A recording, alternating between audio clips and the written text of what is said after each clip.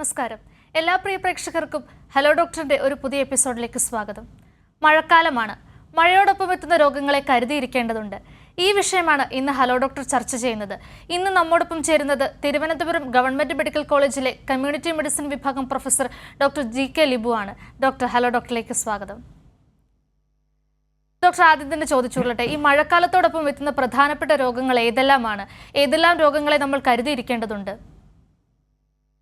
ഈ മഴക്കാലം എന്ന് മാത്രമല്ല, പൊതുവേ മഴക്കാലത്ത് നമുക്ക് ധാരാളമായി കണ്ടുവരുന്നത് വയറിളക്ക രോഗങ്ങൾ, കൊതുകുജന്യ രോഗങ്ങൾ, പിന്നെ അതിന് പുറമെ ശ്വാസകോശ സംബന്ധമായ ജലദോഷം എന്നൊക്കെ പറയാറുണ്ട്, ചെറിയ പനികൾ, പലതരം പനികൾ, ഇവയൊക്കെയാണ് ധാരാളമായി കണ്ടുവരുന്നത്.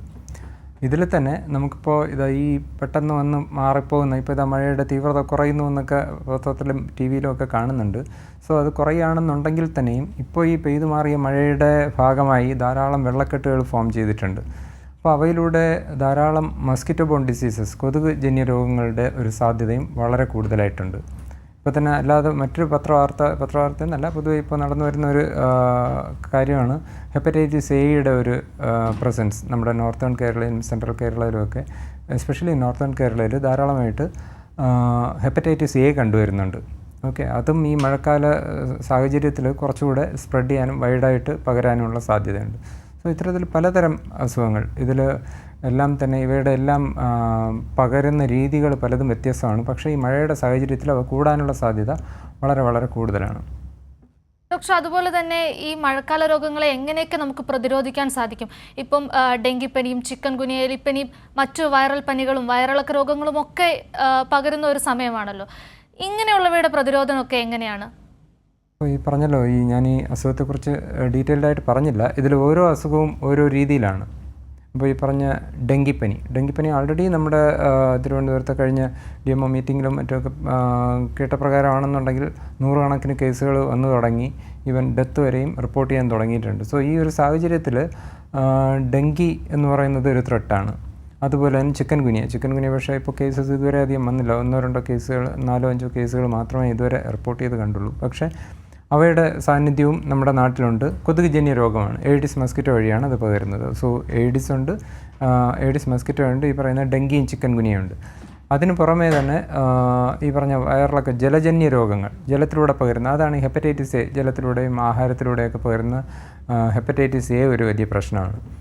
അതുപോലെ തന്നെ ഇപ്പോൾ നമ്മുടെ ഈ കഴിഞ്ഞ ചൂട് കാലത്തെല്ലാവരും എയർ കണ്ടീഷൻ റൂമുകളിലും മറ്റുമൊക്കെ ഇരുന്ന് നമ്മുടെ ഒരു ക്ലോസ്ഡ് എൻവയോൺമെൻറ്റ് കൂടുതൽ എൻജോയ് ചെയ്യുന്നുണ്ടായിരുന്നു. പക്ഷേ ഇപ്പോൾ ഈ മഴക്കാലം വന്നപ്പോഴത്തേക്കും ചെറിയ തണുപ്പുള്ളതുകൊണ്ടായിരിക്കാം പലരും തണുപ്പ് കാരണം വീണ്ടും ഈ ക്ലോസ്ഡ് ആയിട്ട് ഇടുകയും എന്നാൽ എയർ കണ്ടീഷൻ പ്രോപ്പറായിട്ട് വർക്ക് ചെയ്യിക്കാതെയും ഒക്കെ ഇരിക്കുന്നുണ്ട്. അത് കാരണം തന്നെ നമ്മുടെ ഈ അറ്റ്മോസ്ഫിയറിൽ, അതായത് നമ്മുടെ ഈ ചുറ്റുമുള്ള വായുവിൽ അണുക്കളുടെ പ്രസൻസ് കൂടുകയും ശ്വാസകോശ സംബന്ധമായ രോഗങ്ങൾ, പകർച്ചവ്യാധികൾ അങ്ങോട്ടും ഇങ്ങോട്ടും പകരാനുള്ള സാധ്യതയും വളരെ കൂടുതലാണ്. അപ്പോൾ അവയെല്ലാം ഈ പറഞ്ഞ പോലെ ഈ ഒരു സാഹചര്യത്തിൽ കൂടി വരുന്നുണ്ട്.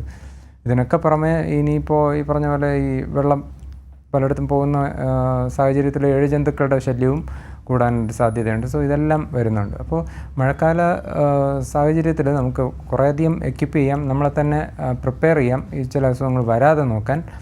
ഒപ്പം വന്നാൽ എന്ത് ചെയ്യണം എന്നുള്ളതും വളരെ പ്രധാനമാണ്. സോ അപ്പോൾ ഇതിൽ 2-3 ആംഗിളിൽ സംസാരിക്കേണ്ടതായിട്ട് വരും. അങ്ങനെയാണെങ്കിലിപ്പോൾ കൊതുകുജന്യ രോഗങ്ങളുടെ കാര്യം പറഞ്ഞായിരുന്നു. അതെങ്ങനെ പ്രതിരോധിക്കാമെന്ന് ചോദിച്ചാൽ കൊതുക് വളരാനുള്ള സാഹചര്യം ഇല്ലാതാക്കുക എന്നുള്ളതാണ് ഇതിൻ്റെ പ്രധാനപ്പെട്ട ഒരു മാർഗം.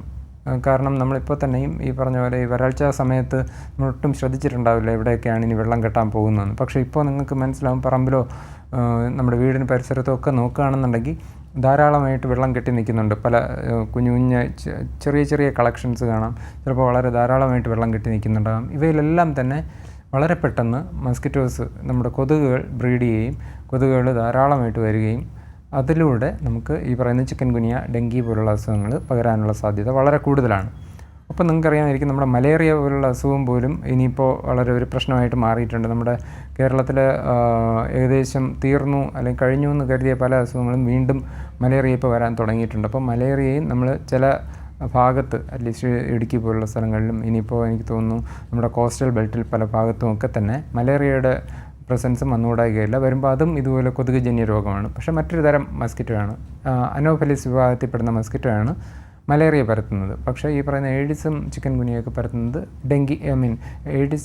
ഏഡിസ് മസ്കിറ്റോ ആണ് ഈ ഡെങ്കിയും ചിക്കൻ ഗുനിയൊക്കെ പരത്തുന്നത്. അപ്പോൾ ഇവയുടെ എല്ലാം തന്നെ കൺട്രോൾ വളരെ പ്രധാനമാണ്. അപ്പോൾ നമ്മൾ മസ്കിറ്റോയുടെ ബൈറ്റ് കൊള്ളാതെ നോക്കുക, അതുപോലെ തന്നെ മസ്കിറ്റോ വളരാനുള്ള സാഹചര്യം കഴിയുന്നതും ഒഴിവാക്കുക. ഈ 2 കാര്യത്തിൽ പ്രത്യേകം ശ്രദ്ധിക്കേണ്ടതായിട്ടുണ്ട്. പിന്നെ ഈ പറഞ്ഞ പോലെ വയറിളക്ക രോഗങ്ങളെക്കുറിച്ച് പറയുകയാണെങ്കിൽ കൊച്ചു കുട്ടികളിലും മറ്റുമൊക്കെയാണ് ധാരാളമായിട്ട് വയറിളക്ക രോഗങ്ങൾ ഒരു ബുദ്ധിമുട്ടായിട്ട് കാണുക. അപ്പോൾ അവരുടെ ആഹാരം പ്രിപ്പയർ ചെയ്യുമ്പോഴും അവരെ ഫീഡ് ചെയ്യുമ്പോഴും അവരുടെ മലമൂത്രം വിസർജ്യങ്ങൾ ഡിസ്പോസ് ചെയ്യുമ്പോഴും അവയെ ഹാൻഡിൽ ചെയ്യുമ്പോഴും ഒക്കെ വളരെ ശ്രദ്ധിക്കേണ്ടതായിട്ടുണ്ട്. അപ്പോൾ ഇതാ ഈ ചിത്രത്തിൽ കാണുന്ന പോലെ നമ്മുടെ കൈകളിലൊക്കെ ധാരാളമായിട്ട് ജേംസ് അല്ലെങ്കിൽ കീടാണുക്കളൊക്കെ പറ്റിയിരിക്കാൻ സാധ്യതയുണ്ട്. സോ ഹാൻഡ് വാഷിങ്, ഫ്രീക്വൻ്റായിട്ട് ഹാൻഡ് വാഷ് ചെയ്യുക എന്നുള്ളത് എല്ലാവരും പ്രാക്ടീസ് ചെയ്യുന്നത് നന്നായിരിക്കും. അതോടൊപ്പം തിളപ്പിച്ച വെള്ളം മാത്രം കുടിക്കാനായിട്ട് ശ്രദ്ധിക്കുക. തിളപ്പിച്ചതെന്ന് പറയുമ്പോൾ പലപ്പോഴും ഹോട്ടലിലൊക്കെ പോകുമ്പോൾ നമുക്ക് ചിലയിടത്തെങ്കിലും ഇങ്ങനെ ചൂടായ വെള്ളത്തിൽ തണുത്ത വെള്ളം കൂടെ മിക്സ് ചെയ്തൊക്കെ ഉപയോഗിക്കുന്ന ഒരു പ്രവണത കാണാറുണ്ട്. അത് ഒട്ടും നല്ലൊരു ശീലമല്ല. തിളപ്പിച്ച വെള്ളം തനിയെ തണുപ്പിച്ചെടുക്കുക എന്നുള്ളതാണ്. അത് മുക്കി കോരുമ്പോൾ പോലും വളരെ ശ്രദ്ധിക്കണം. വീണ്ടും അതിനെ കണ്ടാമിനേറ്റ് ചെയ്യാനുള്ള സാധ്യതയുണ്ട്. അപ്പോൾ അത്തരത്തിൽ ക്ലീനായിട്ടുള്ള വെള്ളം കുടിക്കാനായിട്ട് ശ്രദ്ധിക്കുക. ആഹാരപദാർത്ഥങ്ങൾ പുറത്തുനിന്നൊക്കെ കഴിക്കുകയാണെന്നുണ്ടെങ്കിൽ അവ നല്ല ചൂടായിട്ട് പ്രിപ്പയർ ചെയ്ത് ഫുഡ് കഴിക്കാനായിട്ട് ശ്രദ്ധിക്കുക. ഇങ്ങനെ കുറേയധികം കാര്യങ്ങൾ ശ്രദ്ധിക്കാമെന്നുണ്ടെങ്കിൽ ഈ മഴക്കാലത്ത് നമുക്ക് കൊതുകുജന്യ രോഗങ്ങളിൽ നിന്നും ഈ പറയുന്ന വയറിളക്ക രോഗങ്ങളിൽ നിന്നും ശ്വാസകോശ സംബന്ധമായ കുഞ്ഞു ഇൻഫെക്ഷനുകളിൽ നിന്നൊക്കെ രക്ഷപ്പെടാൻ കഴിയും. ഡോക്ടർ, അതുപോലെ തന്നെ ഇപ്പോൾ ശുചിത്വത്തെക്കുറിച്ച് നമ്മൾ സംസാരിച്ചല്ലോ. ഇത്തരം അസുഖങ്ങൾ വരുന്നതിൽ ശുചിത്വത്തിനൊരു പ്രാധാന്യമുണ്ടല്ലോ. അപ്പോൾ ഈ വ്യക്തി ശുചിത്വത്തെക്കുറിച്ചും പരിശുദ്ധ ശുചിത്വത്തെക്കുറിച്ചൊക്കെ നമ്മൾ എത്രത്തോളം ബോധവാന്മാരായിരിക്കേണ്ടതുണ്ട്? വ്യക്തി ശുചിത്വം എന്ന് പറയുമ്പോൾ നമ്മുടെ ഈ പറഞ്ഞ അസുഖങ്ങൾ ഞാൻ നേരത്തെ പറഞ്ഞല്ലോ, ഹാൻഡ് വാഷിങ് വളരെ പ്രധാനമാണ്. പലപ്പോഴും ഹാൻഡ് വാഷിങ്ങിൻ്റെ കാര്യം പറയുമ്പോൾ നമ്മുടെ പല പബ്ലിക് പ്ലേസസിലിരിക്കുന്ന ഒരു ടോയ്ലറ്റിലോ അല്ലെങ്കിൽ വാഷ് ബേസിനിലോ ഒക്കെ ഇരിക്കുന്ന ടാപ്പുകൾ പലതും തന്നെ പലപ്പോഴും വെള്ളം ഉണ്ടാവില്ല, ഉണ്ടെങ്കിൽ തന്നെ അത് പ്രോപ്പറായിട്ട് അടയുന്നുണ്ടാവില്ല. നമ്മുടെ കഴുകിയ കൈ കൊണ്ട് വീണ്ടും ഈ ടാപ്പിൽ പിടിക്കേണ്ട ഒരു ശീലം ഒക്കെ വേണ്ടി വരുന്നുണ്ട്. അപ്പോൾ എനിക്ക് തോന്നുന്നു കുറേയധികം മോഡിഫിക്കേഷൻസ് വേണ്ടതുണ്ട്. ഈ ടാപ്പുകളിലൊക്കെ എൽബോ ടാപ്പെന്നും അല്ലെങ്കിൽ ഒരു ചെറിയ സ്റ്റിക്ക് പോലെ നമുക്ക് അതുകൊണ്ട് മാത്രം തട്ടി അടയ്ക്കുന്ന രീതിയിലുള്ള ഇതൊക്കെ ഉണ്ടെങ്കിൽ നമ്മുടെ കഴുകിയ കൈ വീണ്ടും കണ്ടാമിനേറ്റഡ് ആകാതെ നോക്കാൻ കഴിയും. അതുപോലെ കൈ കഴുകാനായിട്ടുള്ള സാഹചര്യം പലയിടത്തും ഇല്ല, അത് പ്രൊവൈഡ് ചെയ്യണം. ഈ പറഞ്ഞ പോലെ ആ ഒരു സാഹചര്യം അത് പ്രത്യേകം ശ്രദ്ധിക്കേണ്ടതാണ്. ഇപ്പോൾ സ്കൂളുകളിലാണെങ്കിലും നമ്മുടെ വർക്ക് പ്ലേസിലാണെങ്കിലും ഒക്കെ ധാരാളമായിട്ട് ഈ വ്യക്തി ശുചിത്വം പാലിക്കാനായിട്ട് ധാരാളമായിട്ട് വെള്ളം വേണം. അതിൻ്റെ ഒരു ആബ്സെൻസ് പലപ്പോഴും കാണാറുണ്ട്. അപ്പോൾ അതൊക്കെ ഇല്ലെന്നുണ്ടെങ്കിൽ കൈ ശുചിത്വത്തിന് അതുപോലെ തന്നെ സോപ്പ് ഉപയോഗിക്കണം. സോപ്പ് ഉപയോഗിക്കാതെ കഴുകിയിട്ടും വലിയ കാര്യമില്ല. ജസ്റ്റ് പുറത്തുള്ള പൊടിയൊക്കെ മാറും എന്നുള്ളതിനപ്പുറം നല്ല ക്ലീൻ ആകത്തില്ല. അപ്പോൾ സോപ്പ് ഉപയോഗിച്ച് കൈ കഴുകാനായിട്ട് പ്രത്യേകം ശ്രദ്ധിക്കുക. അതും കൈ കഴുകുമ്പോൾ നമ്മളിപ്പോൾ കൈയുടെ ഉൾഭാഗം മാത്രമല്ല പുറവും മറ്റു ഭാഗങ്ങളും ഒക്കെ കൂടെ ചേർത്ത് കഴുകുന്ന രീതിയിൽ അത് ശീലിക്കേണ്ടതായിട്ടുണ്ട്. അതിൻ്റെ പല ഭാഗത്തും നമ്മുടെ പെരുവിരലിൻ്റെ പല ഭാഗത്തും ഒന്നും വെള്ളം എത്തുകയോ സോപ്പ് എത്തുകയോ ഒന്നും ചെയ്യാറില്ല. അപ്പോൾ അതൊക്കെ ശ്രദ്ധ കൊടുത്ത് കൈ കഴുകുന്ന നല്ലൊരു ശീലമാണ്. അതുപോലെ ഞാൻ നേരത്തെ പറഞ്ഞായിരുന്നു, പുറത്ത് ആഹാരം കഴിക്കുമ്പോൾ കഴിയുന്നതും നല്ല ചൂടുള്ള ആഹാരപദാർത്ഥങ്ങൾ കഴിക്കുക, പഴകിയ ആഹാരപദാർത്ഥങ്ങൾ കഴിക്കാതിരിക്കുക എന്നൊക്കെയുള്ള കാര്യങ്ങൾ. ഞാനത് ഇടപെടുകയാണ്. നമ്മോടൊപ്പം ഇപ്പോൾ ഒരു പ്രേക്ഷകൻ ചേരുകയാണ്. എറണാകുളത്ത് നിന്നും അബ്ദുൽ ഖാദറാണ്. അബ്ദുൽ ഖാദർ, ഡോക്ടറോട് ചോദിച്ചോളൂ. ഹലോ, പറഞ്ഞോളൂ. കേൾക്കുന്നുണ്ട്, ചോദിച്ചോളൂ. പറഞ്ഞോളൂ.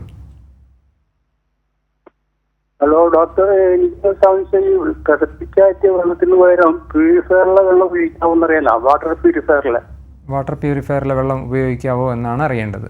ഓക്കെ, വാട്ടർ പ്യൂരിഫയറിൽ ആക്ച്വലി അതിനകത്ത് പലതരം വാട്ടർ പ്യൂരിഫയേഴ്സ് ഉണ്ട്. മെക്കാനിക്കലായിട്ടുള്ള വാട്ടർ പ്യൂരിഫയേഴ്സ് ഉണ്ട്, കുറേയധികം ഇപ്പോൾ അൾട്രാ വയലറ്റ് റേസ് കൊണ്ട് പ്യൂരിഫൈ ചെയ്യുന്നതുണ്ട്. അതല്ലാതെ കെമിക്കൽ ഫിൽറ്റേഴ്സൊക്കെ ഉപയോഗിക്കുന്ന തരം വാട്ടർ ഫിൽറ്റേഴ്സും ഒക്കെ അവൈലബിൾ ആണ്. പക്ഷേ ഇതിൽ ശ്രദ്ധിക്കേണ്ടത് അവയുടെ റെഗുലറായിട്ടുള്ള മെയിൻ്റനൻസ് പ്രത്യേകം ശ്രദ്ധിക്കുക. പ്രോപ്പർലി മെയിൻറ്റെയിൻഡ് അല്ലാത്ത ഒരു വാട്ടർ കൂളർ ആദ്യത്തെ ഇനിഷ്യൽ കുറേ നാളത്തെ സൈക്കിൾസ് ഓഫ് പ്യൂരിഫിക്കേഷൻ കഴിഞ്ഞ ശേഷം ചിലപ്പോൾ അതിൻ്റെ എഫിഷ്യൻസി കുറയാൻ സാധ്യതയുണ്ട്. അപ്പോൾ അതുകൊണ്ട് തന്നെ നല്ല രീതിയിൽ ഇപ്പോൾ എനിക്ക് തോന്നുന്നു പലതരം ബ്രാൻഡുകളും നല്ല രീതിയിലുള്ള വാട്ടർ പ്യൂരിഫയേഴ്സ് മാർക്കറ്റിൽ എത്തിച്ചിട്ടുണ്ട്. അപ്പോൾ അവയിൽ ഏതെങ്കിലും ഒരെണ്ണം ഉപയോഗിക്കുകയാണെന്നുണ്ടെങ്കിൽ തീർച്ചയായും അത് വെറും വെള്ളം പിടിച്ച് കുടിക്കുന്നതിനേക്കാളും ടാപ്പ് വെള്ളം കുടിക്കുന്നതിനേക്കാളും തീർച്ചയായും നല്ലതായിരിക്കും. പക്ഷേ എന്തെങ്കിലും ഒരു സംശയം ഉണ്ടെന്നുണ്ടെങ്കിൽ ആ വെള്ളം ഒന്നുകൂടെ തിളപ്പിച്ച് കുടിച്ചാലും കുഴപ്പമില്ല. അപ്പോൾ വാട്ടർ പ്യൂരിഫയർ ഉപയോഗിക്കുന്നത് തീർച്ചയായും നല്ലൊരു കാര്യമാണ്. പിന്നെ ആ വാട്ടർ പ്യൂരിഫയറിലേക്ക് പോകുന്ന വെള്ളം ഈ ടർബിഡ് കലങ്ങിയതോ മറ്റൊന്നും ആയിരിക്കാൻ പാടില്ല. അതിനകത്ത് നിങ്ങൾക്കറിയാമായിരിക്കും ആക്ടിവേറ്റഡ് ചാർക്കോൾ എന്ന് പറയുന്ന കരി അതിലൂടെ പാസ് ചെയ്യുമ്പോൾ കുറേ ഇതിനെ ക്ലിയർ ആക്കും.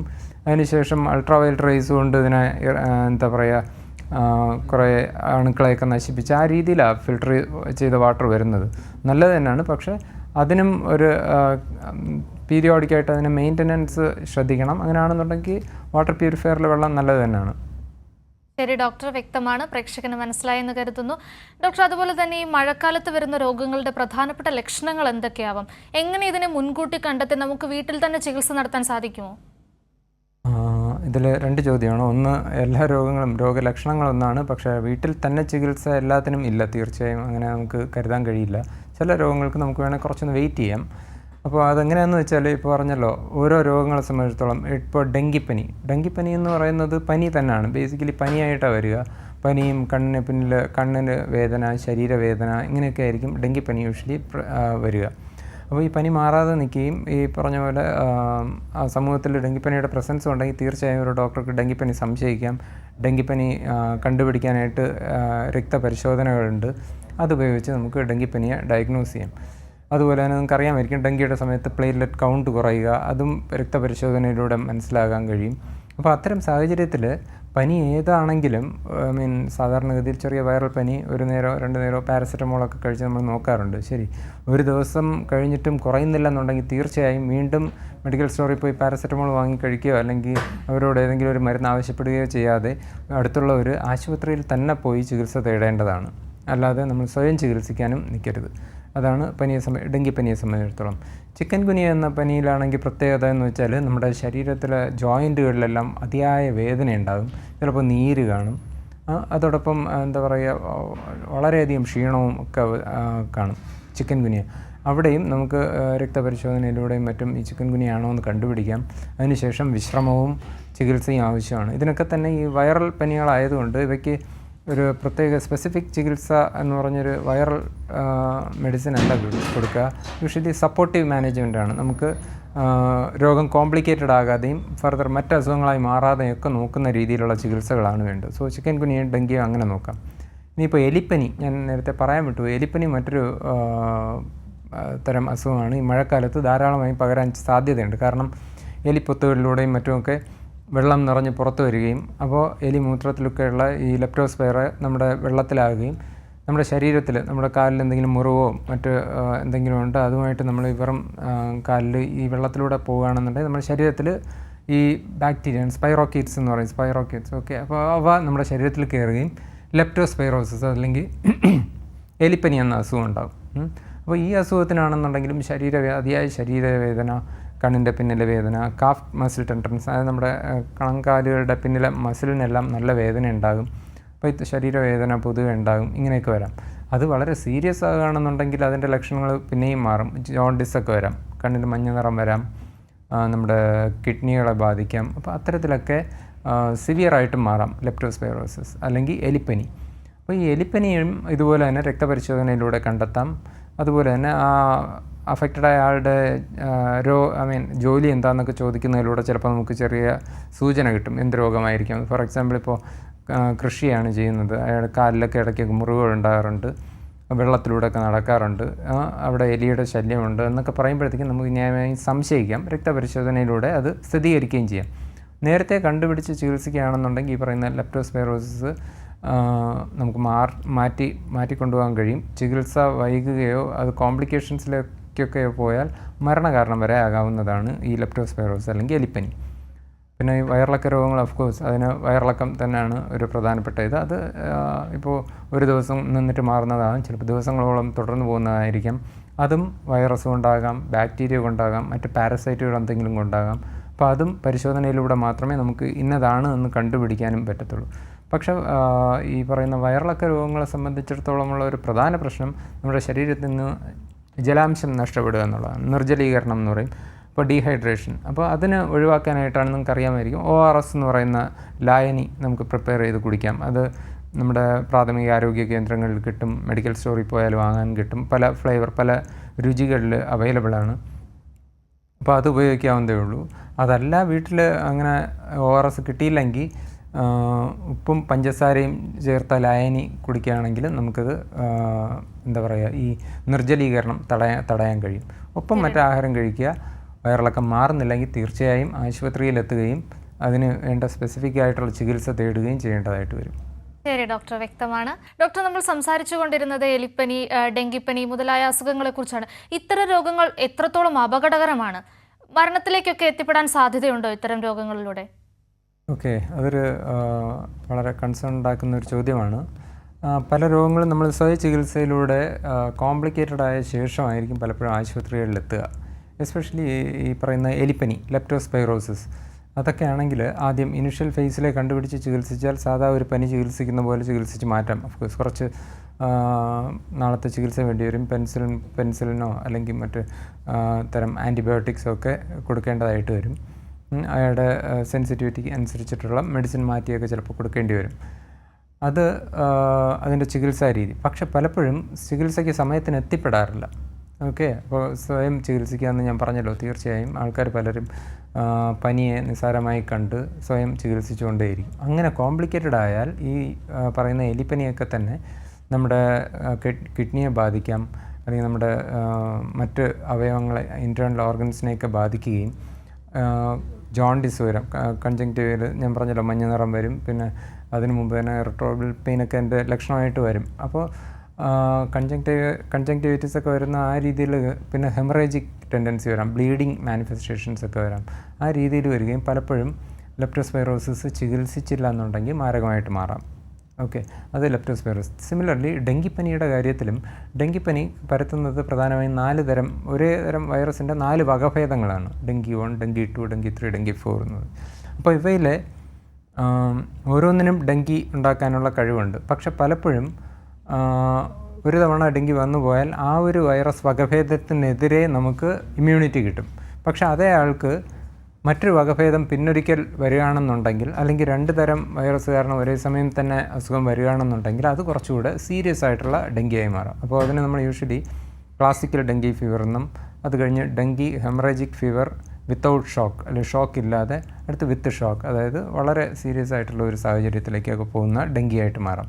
അപ്പോൾ ഇതിൽ ഞാൻ പറഞ്ഞല്ലോ, ഈ ഡെങ്കി തന്നെയും ഡെങ്കി നല്ലൊരു ശതമാനം ഡെങ്കി നമ്മൾ അറിയത്ത് പോലുമില്ല. ചെറിയ പനി പോലെയോ അല്ലെങ്കിൽ പനി പോലെ പോലും അല്ലാതെയോ വന്നങ്ങ് പോകാം. ചെറിയൊരു ശതമാനം ആൾക്കാരിലാണിത് ഡെങ്കി ക്ലാസിക്കൽ ഫീവറായിട്ട് മാറുന്നത്.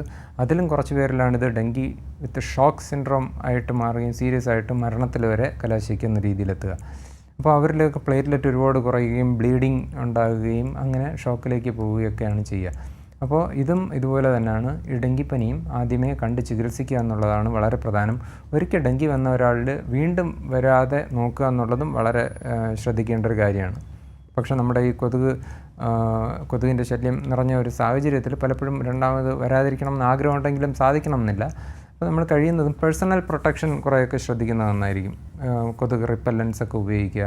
അതുപോലെ രോഗമുള്ള ഒരാളെ കഴിയുന്നതും മസ്കിറ്റോ കടിക്കാതെ നോക്കുക. കാര്യം രോഗമുള്ള ഒരാളെ കടിച്ച് വേണം ഒരു മസ്കിറ്റോയും ഇൻഫെക്റ്റഡ് ആവാൻ. അപ്പോൾ അത്തരത്തിലുള്ള സാഹചര്യം ഒഴിവാക്കാം. അതായത് രോഗം ലക്ഷണങ്ങൾ കാണിക്കുന്നതിന് ഒരു ദിവസം മുമ്പും ഒരു 5 ദിവസവും പിന്നീടും അയാളുടെ ശരീരത്തിൽ കടിക്കുന്ന മസ്കിറ്റോയും ഇൻഫെക്റ്റഡ് ആകും. അത് പിന്നെ ഒരാഴ്ചയോളം കഴിയുമ്പോഴത്തേക്കും ആ മസ്കിറ്റോ പിന്നെ കടിക്കുന്നവർക്ക് അസുഖം കിട്ടും. ആ രീതിയിലാണ് പോവുക. ഡോക്ടർ, ഞാനൊന്ന് ഇടപെടുകയാണ്. നമ്മോടൊപ്പം ഇപ്പോൾ ഒരു പ്രേക്ഷകൻ ചേരുകയാണ്. മാളയിൽ നിന്നും സജീവനാണ്. സജീവൻ, ഡോക്ടറോട് ചോദിച്ചോളൂ. ഹലോ സജീവൻ. നമസ്കാരം. സജീവൻ കേൾക്കാം, ചോദിച്ചോളൂ. എനിക്കൊരു ഡെങ്കിപ്പനി വന്നിരുന്നാണ് ഒരു 3-4 കൊല്ലം മുമ്പ്. അതെ, പറഞ്ഞോളൂ. അപ്പൊ ഇനി സൂക്ഷിക്കേണ്ട കാര്യങ്ങളുണ്ടോന്ന് അറിയാനാണ്. തീർച്ചയായും ഞാനതാ ഇപ്പോൾ പറഞ്ഞുകൊണ്ടിരുന്നത്. ആക്ച്വലി ഡെങ്കിപ്പനി ഒരിക്കൽ വരുന്ന ഒരാൾക്ക് വീണ്ടും വരുമ്പോൾ അത് കുറച്ചുകൂടെ മാരകമാകാനുള്ള ഒരു സാധ്യതയുണ്ട്. കാര്യം ഡെങ്കി വരുന്ന വൈറസിന് 4 വകഭേദങ്ങളുണ്ട്. അപ്പോൾ അതിൽ നിങ്ങൾക്ക് ഏത് വകഭേദം കൊണ്ടാണോ വന്നാൽ അതുകൊണ്ട് ഇനി വരണം എന്നില്ല. പക്ഷേ മറ്റ് വകഭേദങ്ങൾ കാരണം ഇനിയും അസുഖം വന്നുകൂടായികയില്ല. അതുകൊണ്ട് തന്നെ വരാനൊരു സാധ്യതയുണ്ട്. ഡെങ്കിപ്പനി വരാതെ നോക്കുന്നതായിരിക്കും നല്ലത്. ശരി ഡോക്ടർ, വ്യക്തമാണ്. ഡോക്ടർ, അതുപോലെ തന്നെ ഇത്തരം അസുഖങ്ങൾ വന്നതിന് ശേഷം, അതായത് ചികിത്സയ്ക്ക് ശേഷമുള്ള ഭക്ഷണവും വിശ്രമവും ഒക്കെ എങ്ങനെയായിരിക്കണം? എന്തെല്ലാം കാര്യങ്ങൾ പ്രത്യേകമായി നമ്മൾ ശ്രദ്ധിക്കേണ്ടതുണ്ട്? അങ്ങനെ പറയുകയാണെങ്കിൽ ഇപ്പോൾ ചിക്കൻ ഗുനിയാണ് പ്രത്യേകിച്ച് ശ്രദ്ധിക്കേണ്ട ഒരു കാര്യം. ചിക്കൻ ഗുനിയ, ഡെങ്കിയും അതെ. ഈ പനി വന്ന് മാറിയ ശേഷം പലർക്കും വളരെ ലോങ് ലാസ്റ്റിംഗ് ഫെറ്റീഗ്, ഭയങ്കര ക്ഷീണവും മറ്റും കാണാറുണ്ട്. അപ്പോൾ അത് ചിലപ്പോൾ 6 മാസം 1 വർഷം വരെയൊക്കെ നീണ്ടു നിൽക്കാം. ഈ ചിക്കൻ ഗുനിയ വന്നവരുടെ ജോയിൻറ്റ് പെയിൻ 1 വർഷത്തിലധികം നീണ്ടു നിൽക്കുന്നതായിട്ട് വരെ കാണാം. അതിന് പ്രത്യേക ചികിത്സയും ഫിസിയോതെറാപ്പിയും ഒക്കെ ചെയ്യുന്നവരും ഉണ്ട്. ആക്ച്വലി ചിക്കൻ ഗുനിയ നമ്മുടെ ജോയിൻറ്റുകളെയൊക്കെ വല്ലാതെ ബാധിക്കും. അപ്പോൾ അവർ ഈ പറയുന്ന അസുഖം വന്ന് പോയ ശേഷം, ഇൻഫാക്റ്റ് ഈ അസുഖത്തിൻ്റെ സമയത്ത് തന്നെയും വേണ്ടത്ര വിശ്രമം എടുക്കുകയും നല്ല രീതിയിലുള്ള ന്യൂട്രീഷൻ പ്രത്യേകം ശ്രദ്ധിക്കേണ്ടതായിട്ടുണ്ട്. എന്നാലും മറ്റു കോമോർബിഡിറ്റീസ്, ഇപ്പോൾ പറഞ്ഞ പോലെ ഡയബറ്റീസോ ഹൈപ്പർ ടെൻഷനോ ഒക്കെ ഉണ്ടെന്നുണ്ടെങ്കിൽ അതിൻ്റെ ചികിത്സയ്ക്കോ ഒന്നും ഭംഗം വരുത്താതെ അതോടൊപ്പം വേണ്ട രീതിയിൽ നമ്മുടെ ന്യൂട്രീഷൻ പ്രത്യേകം ശ്രദ്ധിക്കേണ്ടതായിട്ടുണ്ട്. വേണ്ടത്ര വിശ്രമം എടുക്കേണ്ടതായിട്ടുണ്ട്. അത് വേണം തീർച്ചയായും. ഈ ലെപ്റ്റോസ്പൈറോസിസിനാണെങ്കിലും ഈ മരുന്നുകൾ മുടങ്ങാതെ കഴിക്കുകയും ഒപ്പം ന്യൂട്രീഷൻ ശ്രദ്ധിക്കേണ്ടതായിട്ടുണ്ട്. വിശ്രമവും ഡോക്ടർ നിർദ്ദേശിക്കുന്ന പ്രകാരം ഉള്ള വിശ്രമം ആവശ്യമാണ്. പക്ഷേ ഈ പറയുന്ന ഈ ചിക്കൻ ഗുനിയ ഡെങ്കിയുടെ കാര്യത്തിൽ കുറച്ചുകൂടെ നാളത്തേക്കുള്ള വിശ്രമമൊക്കെ ആവശ്യമായിട്ട് വരും. സ്ട്രെനുവസ് ആയിട്ടുള്ള വളരെ അധ്വാനം വേണ്ടി വരുന്ന കാര്യങ്ങൾ കുറയ്ക്കേണ്ടി വരും. അല്ലാതെ റുട്ടീൻ വർക്കിലൊക്കെ അവർക്ക് അസുഖം മാറി കുറച്ച് നാളത്തെ വിശ്രമം കഴിഞ്ഞ് തിരിച്ച് ചെല്ലാവുന്നതേ ഉള്ളൂ. ഡോക്ടർ, അതുപോലെ തന്നെ ഈ ഒരു സാഹചര്യത്തിൽ ഇത്രയും കഠിനമായ മഴയും മോശം കാലാവസ്ഥയും ഒക്കെയുള്ള ഒരു സമയത്ത് പ്രായമായവരും കുട്ടികളും ഒക്കെ എന്തൊക്കെ കാര്യങ്ങളാണ് പ്രത്യേകമായി ശ്രദ്ധിക്കേണ്ടതുള്ളത്? എനിക്ക് തോന്നുന്നു അതിൽ വളരെ ജനറലായിട്ട് സംസാരിക്കുകയാണെങ്കിൽ അവരവരുടെ ആരോഗ്യം പ്രത്യേകം ശ്രദ്ധിക്കണം. നമ്മുടെ ഫിറ്റ്നസ്, ഇപ്പോൾ മഴയില്ലാത്ത സമയത്ത് ഇപ്പോൾ സ്ഥിരമായി നടക്കാനും ഓടാനും ഒക്കെ പോകും, വ്യായാമമൊക്കെ ചെയ്യുന്ന ഒരാൾ ഇത് കഴിയുമ്പോഴത്തേക്കും പെട്ടെന്ന് സെഡൻറ്ററി ആകാനുള്ള ഒരു സാധ്യതയുണ്ട്. കുറച്ചൊന്ന് വിശ്രമം പോലെ വരും. അത് അവരുടെ എന്താ പറയുക, ഇപ്പോൾ ബ്ലഡ് പ്രഷർ കൺട്രോളോ അങ്ങനെ ഇങ്ങനെയൊക്കെ ഉള്ളതിനൊക്കെ ചെറുതായിട്ട് മാറ്റാം. കഴിയുന്നതും ഫിസിക്കൽ ആക്ടിവിറ്റി എന്തെങ്കിലും വിധത്തിൽ ചെറിയ തോതിലാണെങ്കിലും വീട്ടിൽ തുടർന്ന് പോകേണ്ടതായിട്ടുണ്ട്. ആഹാരത്തിലാണെന്നുണ്ടെങ്കിലും നല്ല ന്യൂട്രീഷ്യസ് ആയിട്ടുള്ള ഫുഡ് കഴിക്കുക. എസ്പെഷ്യലി പുറത്തുനിന്ന് കഴിക്കുകയാണെന്നുണ്ടെങ്കിൽ ശ്രദ്ധിക്കേണ്ടത് തിളപ്പിച്ചാറ്റിയ വെള്ളം കുടിക്കുക, അല്ലെങ്കിൽ ബോട്ടിൽഡ് വെള്ളം. ഇപ്പോൾ പല ബോട്ടിൽഡ് വാട്ടറിലും പെസ്റ്റിസൈഡിൻ്റെ ഇതിൻ്റെ പ്രസൻസ് ഉണ്ടെന്നൊക്കെ പറയുന്നുണ്ട്. അപ്പോൾ അത്തരം പ്രശ്നങ്ങളൊന്നും ഇല്ലയെന്ന് നിങ്ങൾ വിശ്വസിക്കുന്ന ഒരു വെള്ളം കുടിക്കാൻ ശ്രമിക്കുക. അല്ലെന്നുണ്ടെങ്കിൽ തന്നെ ഈ പറഞ്ഞ പോലെ കൂടെ കരുതാം. ഒരു ബോട്ടിൽ വെള്ളം വീട്ടിൽ നിന്ന് കൂടെ തിളപ്പിച്ച് തണുപ്പിച്ച് കരുതുന്നത് നന്നായിരിക്കും. അപ്പോൾ ആ രീതിയിൽ പുറത്തുനിന്ന് കുടിക്കുമ്പോൾ ഒക്കെ ശ്രദ്ധിക്കുക. ആഹാരം ഈ ചീഞ്ഞതോ അഴുകിയതോ പഴയതോ ആയ ആഹാരം കഴിക്കാതിരിക്കുക, ഒഴിവാക്കുക. കാശ് കൊടുത്ത് വാങ്ങിയതല്ലേ എന്ന് കരുതി അത് കഴിക്കണം എന്നില്ല. ഇപ്പോൾ കൊള്ളില്ല എന്നുണ്ടെങ്കിൽ തീർച്ചയായും അത് മാറ്റി വയ്ക്കുക. അത് കാരണം വരുന്ന അസുഖം അതിലും ബുദ്ധിമുട്ടുണ്ടാക്കും, നമുക്ക് നഷ്ടവും ഉണ്ടാക്കും. അപ്പോൾ അതുകൊണ്ട് തന്നെ പ്രത്യേകം ശ്രദ്ധിക്കുക. നല്ല ആഹാര പദാർത്ഥങ്ങൾ, ക്ലീൻ ഹൈജീനിക് ആയിട്ടുള്ള ഫുഡ് മാത്രം പുറത്തുനിന്ന് കഴിക്കാനായിട്ട് ശ്രമിക്കുക. അതിപ്പോൾ പുറത്തുനിന്ന് കഴിക്കുന്ന മാത്രമല്ല, വീട്ടിൽ നിന്നാണെങ്കിൽ പോലും പഴകിയ ആഹാരങ്ങൾ കളയുകയോ അല്ലെങ്കിൽ ഫ്രിഡ്ജിൽ വെച്ച് കെയർഫുള്ളായിട്ട് സൂക്ഷിച്ച് ഉപയോഗിക്കുകയോ ചെയ്യുക. ശരി ഡോക്ടർ, വ്യക്തമാണ്. മഴക്കാലത്തെത്തുന്ന രോഗങ്ങളെക്കുറിച്ചാണ് ഹലോ ഡോക്ടർ ഇന്ന് സംസാരിച്ചത്. നമ്മോടൊപ്പം ഇന്ന് ഈ വിഷയത്തെക്കുറിച്ച് സംസാരിച്ചത് തിരുവനന്തപുരം ഗവൺമെൻറ് മെഡിക്കൽ കോളേജിലെ കമ്മ്യൂണിറ്റി മെഡിസിൻ വിഭാഗം പ്രൊഫസർ ഡോക്ടർ GK ലിബു ആണ്. ഡോക്ടർ നന്ദി. ഇത്തരത്തിൽ മറ്റൊരു വിഷയവുമായി ഹലോ ഡോക്ടറിൽ അടുത്ത എപ്പിസോഡിൽ കാണും വരേക്കും നമസ്കാരം.